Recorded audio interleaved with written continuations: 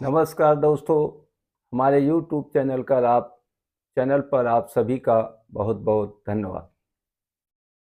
दोस्तों, इस कलयुग के बारे में इस समय के अंतराल मैं कुछ संक्षिप्त वर्णन आपके सामने कर रहा हूँ कि इस कलयुग में मनुष्य का जीना कितना कठिन होता जा रहा है। तो उसके बारे में कुछ आपके सामने प्रस्तुत कर रहा हूँ, कृपया ध्यान से सुनें। दोस्तों, हमारे इस कलयुग में जो हमारी सभ्यता है, उस सभ्यता से लोग हटते जा रहे हैं। अब आप सोचिएगा कि जिस सभ्यता को भगवान श्री कृष्ण धरती पर आकर और एक स्थापना करके चले गए,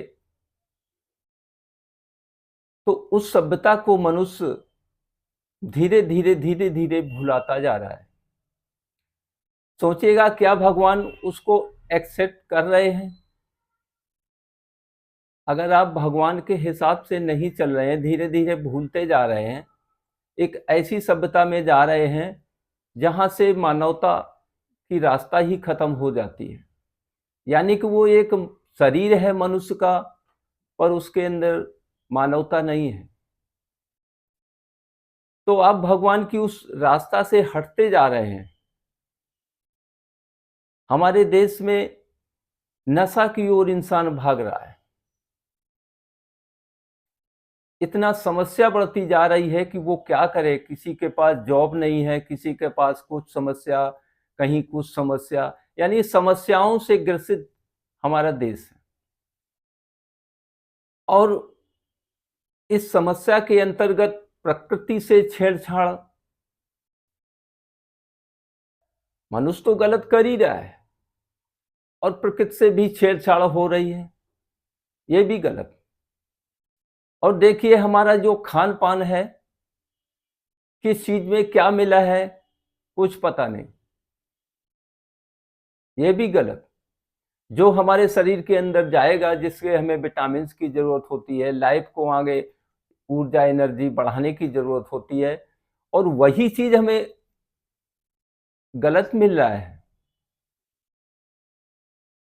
तो है ना कठिनाई। इधर जो हम श्वास लेते हैं, वो भी दोस्तों बुरी तरह प्रभावित। कहने का मतलब यह है, एक जहर हम अपने शरीर में लेते रहे हैं। श्वास से जहर जा रहा है, खान पान से जहर जा रहा है, और हम अपने जीवन को ऐसो आनंद के लिए दारू का सहारा लेते हैं, वो भी एक जहर जा रहा है।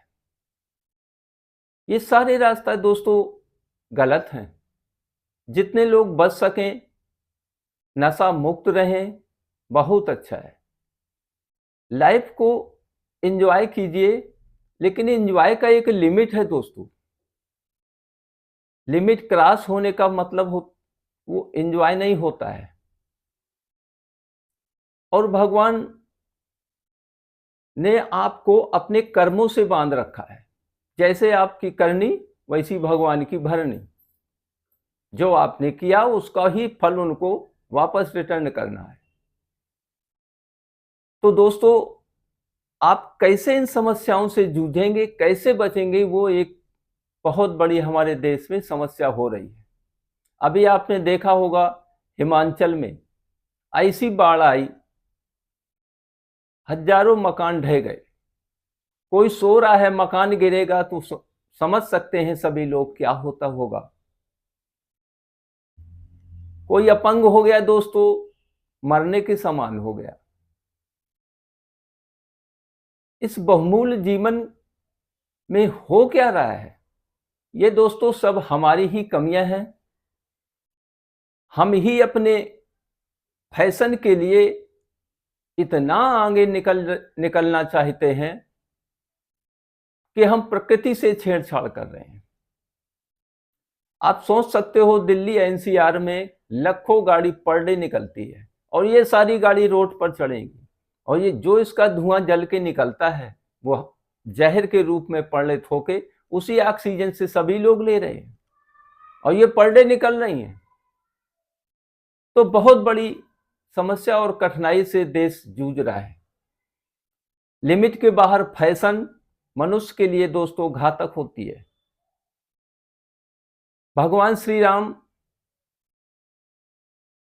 एक वेद पुराण, गीता, भागवत, मानस, हर चीज में आप सभी को दर्शा चुके हैं और बता चुके हैं और सभी जानते हैं।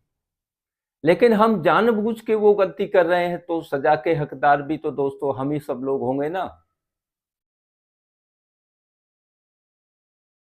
तो जैसी करनी वैसी भरनी,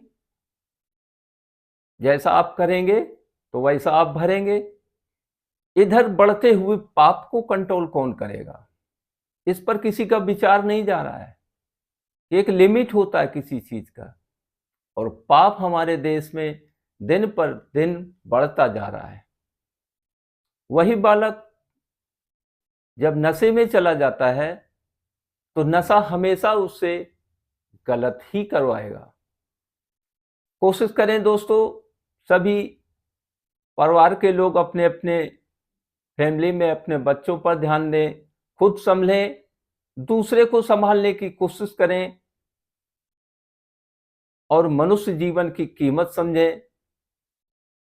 भगवान श्री राम सब देख रहे हैं।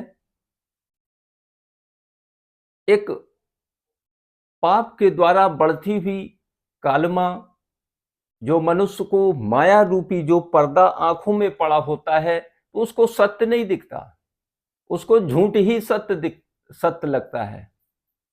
जो गलत है वही उसको सत्य लगता है, क्योंकि उसके ऊपर पर्दा पड़ा है। चाहे वो पद का पर्दा हो, चाहे वो दौलत का पर्दा हो, इसी से अहंकार आता है। तो दोस्तों हमें इसको हटाना पड़ेगा, नहीं तो ये हमारे लिए किसी दिन घातक हो जाएगा। इस पे हमें कंट्रोल करना पड़ेगा। हमारे देश जो राम और रहीम का देश है, भगवान श्री कृष्ण क्या स्थापना करके गए हैं इस देश में, किस प्रेम को सिखा के गए हैं कि कैसे आपको रहना है, कैसे जीना है। और आज वो प्रेम कहां जा रहा है? कितना प्रेम रह गया है लोगों में और कम होता चला जा रहा है। क्यों? हमारे ऐशो और आराम में एक दूसरे से नफरत बढ़ती जा रही है, तो मनुष्य गिरता जा रहा है, अपनी पद से, अपनी श्रेणी से गिरता जा रहा है। और जब गिरता जाएगा तो फिर समझिएगा कि जो वो पाप रूपी एक परत आकाश में छा जाती है, काले स्वरूप में, जो किसी को दिख नहीं रही, और जहां पर वो परत फट जाती है, यानी कि जब पाप का घड़ा भर जाता है तो वो फूटता है, तो कहीं पर कुछ भी नुकसान हो सकता है और कुछ भी हो सकता है। दिमाग से हटा दीजिए कि कोई सुरक्षित है, कहीं पर भी कोई सुरक्षित नहीं, चारों तरफ से फंसे हुए हैं आप।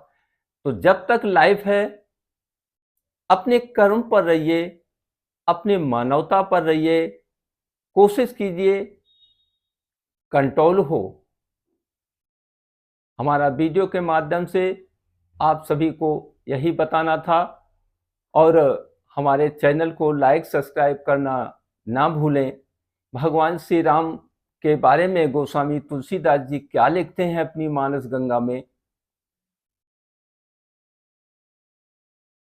भोलेनाथ कहते हैं माता पार्वती से, मैया कि उमा राम नहीं नर भूपाला, और महाकाल कालहू करी काला।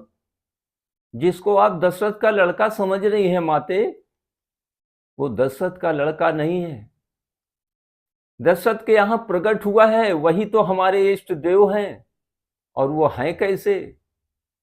वो नर नहीं है, यानी राजा नहीं है।